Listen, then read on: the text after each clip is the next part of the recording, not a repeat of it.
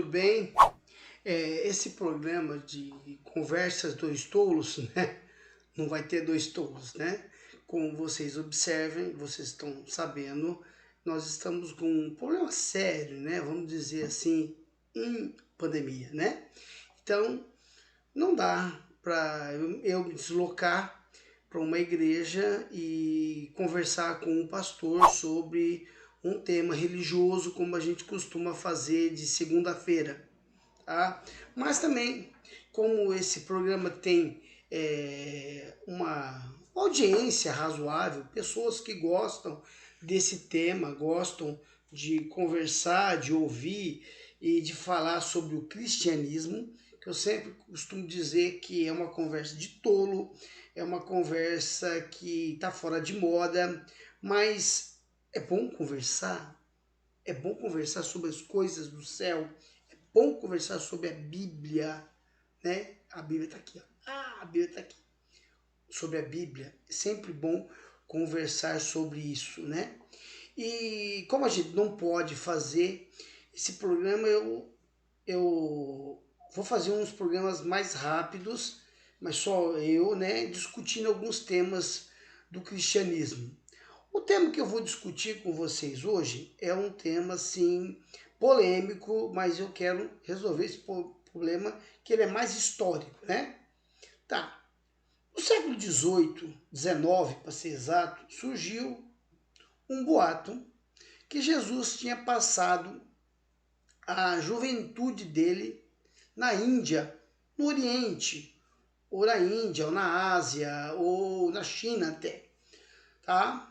E isso pegou no século XX, isso ficou popular, essa visão que Jesus, os ensinamentos de Jesus de Nazaré eram destinados ou vindos ou tinham sido inspirados na tradição oriental, na tradição budista, na tradição hinduísta, que Jesus tinha passado uma época nesses locais e teria aprendido com eles alguma coisa, né? E depois, nos seus ensinamentos de amor, trazido isso aí à tona, tá? Mas isso aí, isso é verdade? Existe algum relato histórico que dá para afirmar que isso é verdade? Resposta claramente e sem muitos rodeios, não, tá? Essa versão não existe. Nenhum historiador, nenhum teólogo, nenhum nome assim de prestígio, nem nacional, nem internacional, nenhum biblista, que é o nome disso, ou até mesmo do Vaticano, ou de ramo evangélico, defende essa tese ou acha ela plausível. Por quê? Porque ela não é plausível.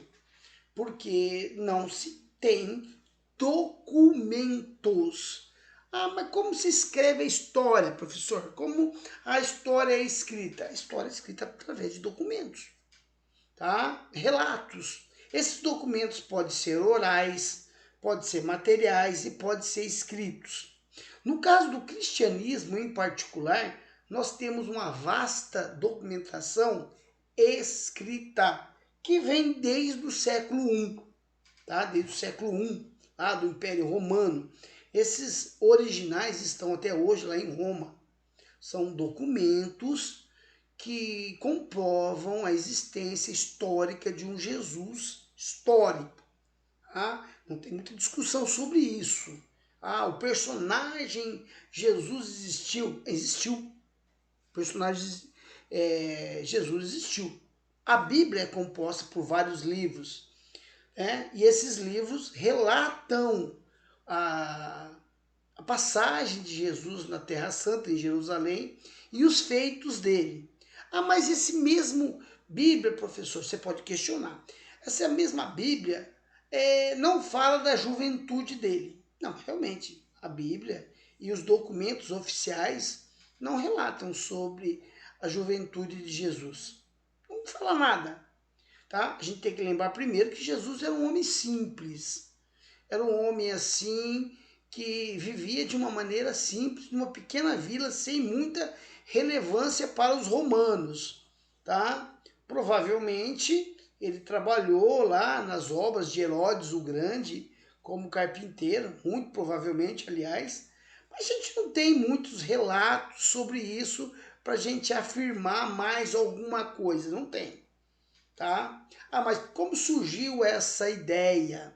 Essa ideia surgiu com um autor italiano que escreveu um livro comparando os ensinamentos de Jesus ao hinduísmo, ao budismo, ao Buda, né? O Buda, já viu o Buda? É o Buda, né? O Buda aqui, ó. É o Buda, não tem nada a ver, tá? Ah, tem sim, é igual, semelhante. Não, toda religião prega algumas coisas semelhantes, como o amor, como a fraternidade, como o bom relacionamento, tá? Isso não quer dizer nada. Os princípios do cristianismo não tem nada a ver com os princípios do budismo, tá? Não tem nada a ver. São outra coisa. A gente tem que saber separar as duas coisas. Então vamos lá. Eu falei para vocês que os relatos históricos tem que comprovar ou não. Não existe nada. Não existe uma linha, tá? Escrita em um papiro dizendo de que Jesus foi ou não foi para o Oriente. Então, na história, quando você não tem documento, não dá para afirmar nada. Não dá para afirmar, tá? Ah, não dá para afirmar que ele não foi? Dá para afirmar que ele não foi. Por quê? A ausência de documento lá e aqui, tá? Porque se ele tivesse passado por lá, tá, e tivesse uma relevância pelo Oriente, teria algum documento de lá falando que tinha um judeu que passou por lá, teria algum documento, tá? E nada foi achado, tá? Os documentos romanos não relatam nada. Os documentos judaicos não relatam nada. Então, não é verdade. Jesus não passou a juventude dele no Oriente. Muito provavelmente ele passou, tá, a juventude dele lá em Jerusalém mesmo, em Belém, lá na Judéia, que lá ele ficou pela juventude dele inteirinha, e a gente só tem relatos dele quando ele começou o ministério. Tá? Ah, não, tem relatos quando ele fugiu do Egito, sim. Tem quando ele era jovem não, adolescente, que ele foi fazer uma visita no templo, que também era normal visitar o templo. A gente tem que entender que todo o judeu tinha essa prática de visitar o templo sagrado, né? O grande templo de Jerusalém, que não é o templo de Salomão. Alguns falam que é o templo de Salomão, não. Quem construiu aquele templo, tá? Foi uma reconstrução, quem mandou construir foi Herodes, tá? Mas era bem menor que o grande templo, tá? O primeiro templo lá de Salomão. Não tem nada a ver, é um bem menor, tá? Então nós sabemos disso, que Jesus passou por lá, tá? Quem aí é admirador e gosta, né, do Converse Dois Tolos, agora vou fazer essa série. Então eu quero que vocês comentem aí essa série nova que a gente vai fazer durante que durar essa pandemia. Eu estou testando também gravar no outro sistema. Se não der certo eu volto para a câmera, mas esse sistema é mais fácil, mais rápido para mim, tá? Que a gente está trabalhando online também, fica difícil. Eu quero agradecer quem assistiu, quem aguentou assistir até agora. Deixa o seu joinha, tá? E inscreve no canal Marcos Ensina, que é um canal de educação. Quem falou com vocês é o professor Marcos Roberto Pérez, professor de História, Geografia, Sociologia e agora também, né, gente? YouTuber. Obrigado, GT. Tchau.